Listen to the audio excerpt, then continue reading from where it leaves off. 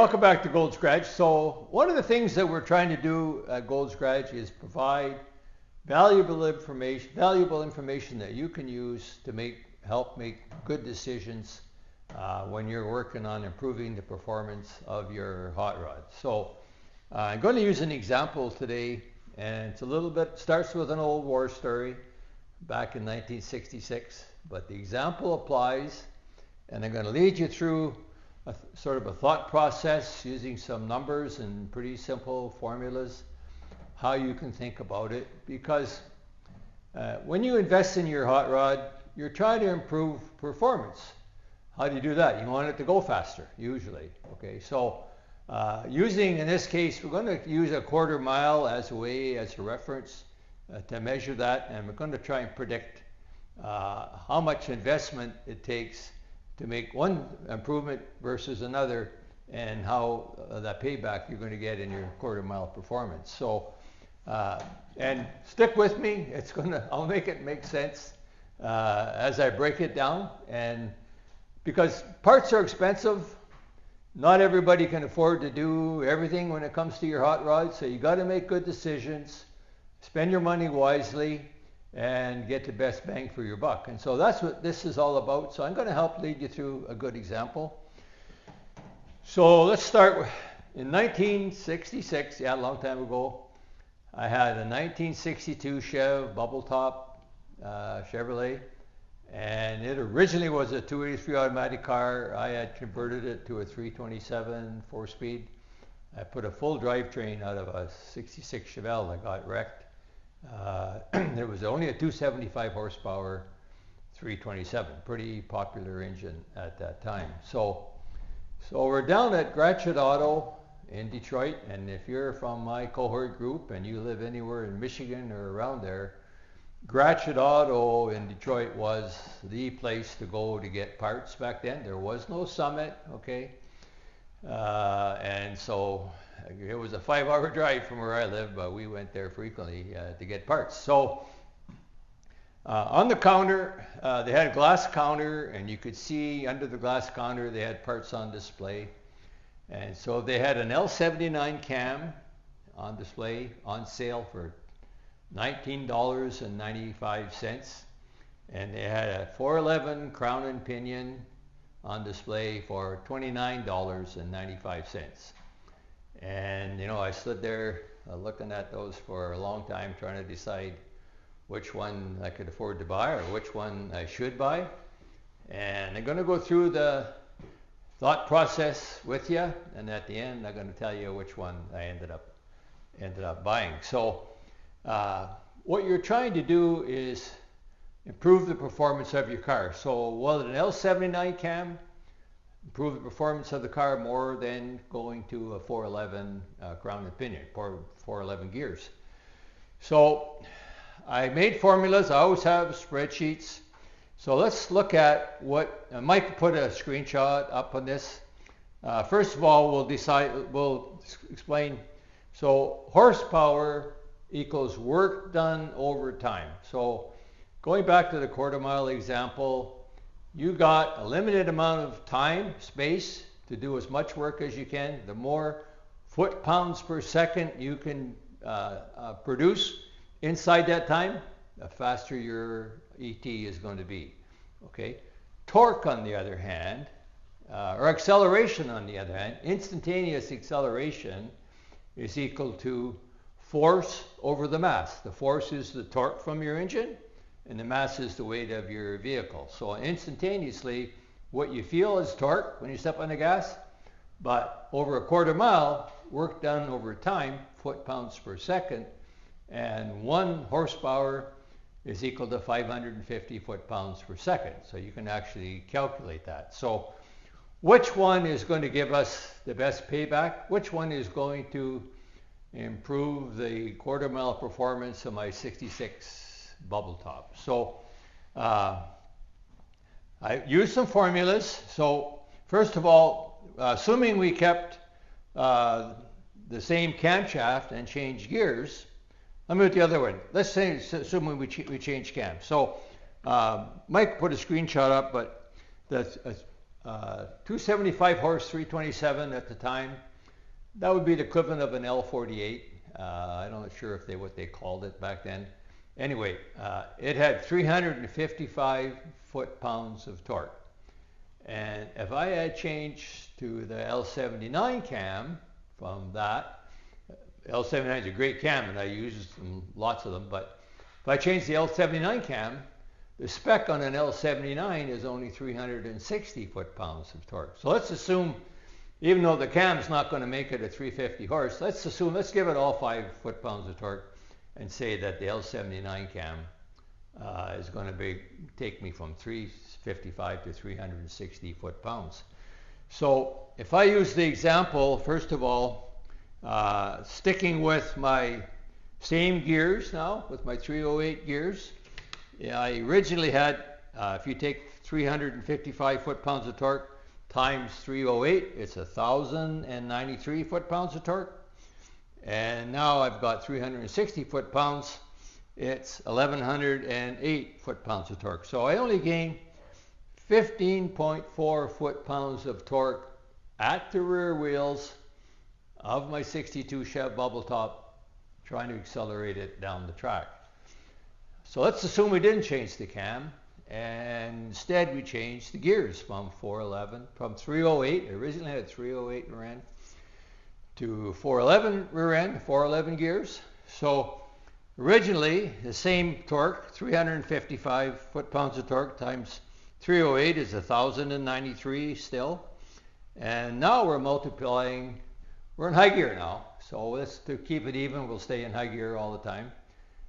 So we take that same 355 foot-pounds of torque, we didn't improve the torque, times 411, and that is now 1,459 foot-pounds of torque for a gain of 365 foot-pounds of torque at the rear axle.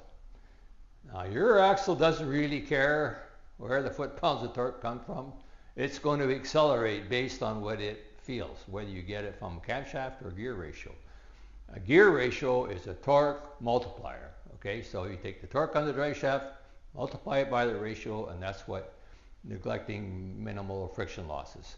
So now I've got, by changing gears, I've gained 365 foot-pounds of torque, whereas if I had just changed the camshaft and kept the same gears, I only would have gained 15.4 foot-pounds of torque. So we're back to money, follow the money. So I can't afford to do both.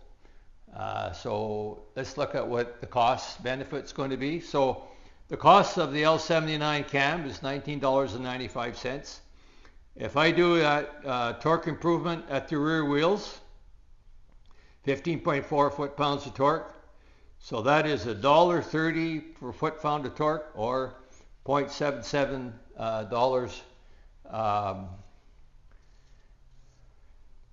$1.30 per foot-pound, or 0.77 foot-pounds per dollar. Sorry. So trying to get my own numbers. I just put this thing together before Ali got here. So that's the payback on the L79 cam.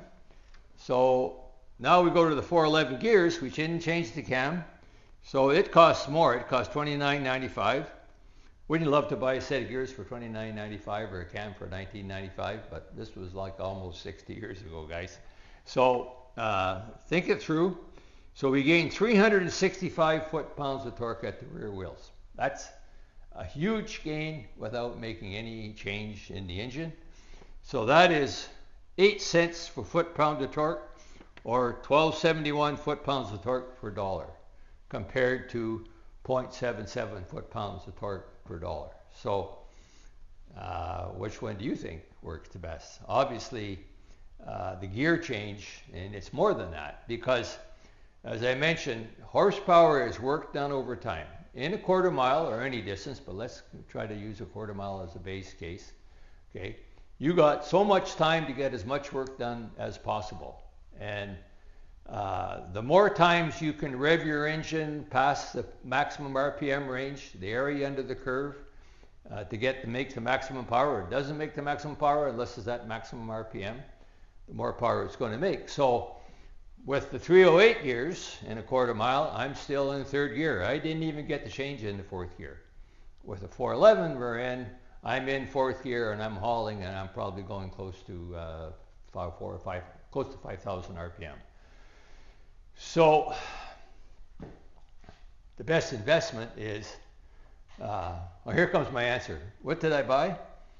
I actually didn't buy either one. I didn't have enough money to buy either one. That's the truth. And I drove home without them, with, you know, not buyer's remorse, the opposite. But eventually I did put an L79 cam in that car, and somebody gave me a set of 355 gears out of a pickup truck or something. They were free. I put them in and they both made a big difference. But obviously the gear ratio change was a way better investment, even though it cost a little more. They're both quite a bit of work, but that's a real big improvement. And for a big heavy car like that, probably would have been at least a half a second in a quarter mile, somewhere between half a second and a second in a quarter mile, depending on traction and other things. Whereas the camshaft, maybe a tenth to 2/10 at best by changing the camshaft. So the L79 cam would allow me to rev faster, make a little more power at top end, but easily the gears were a better investment. So I'm using this. I know the pricing is out of date, but the math is still the same. So when you're thinking of an investment, you're trying to decide how to improve the performance of your car, break it down into little pieces like this, and follow the money, and how many dollars per horsepower, how many horsepower per dollar, how many dollars per foot-pound of torque, etc.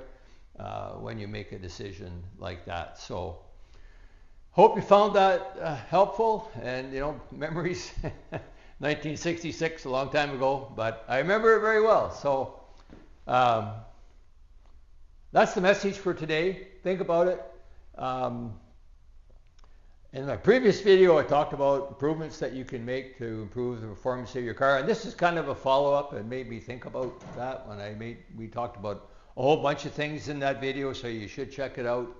I did talk a lot about spark plugs. I wanted to sort of the punchline. I missed spark plugs typically don't change the amount of power your engine makes, providing they're clean and in good condition. This is a $3.50 AC Delco spark plug. You can buy designer spark plugs for $10, $15 or more, and they will not make any engine make any more power. So I just wanted to follow it up. I kind of missed that point in the previous video. And one of the other things I did miss, we'll try to cover it off. I had on the display air filters, and I just missed the detail talking about them. But in the previous video, you can get caught up in spending a lot of money on designer air filters and all kinds of special stuff that's supposed to improve the performance of your car. We actually made a video last year, maybe 6 months ago or so. You can check it out, Paul Phelan's 355, where we used a whole bunch of different air filters. We used no air filter even. We used K&N air filters. And this little guy here, and I bought that for the purpose of making a video. A 1-inch filter made just as much power. Now we're talking about a street engine that makes less than, around 400 horsepower at the most. It provided enough air to make as much power as any other combination that I could use. So just wanted to follow up those couple points, and that's pretty much my message for today. Think about it. Break your decision making down into little pieces and follow the money. Break it down into dollars per horsepower, horsepower per dollar, performance per dollar is a way that you can measure that.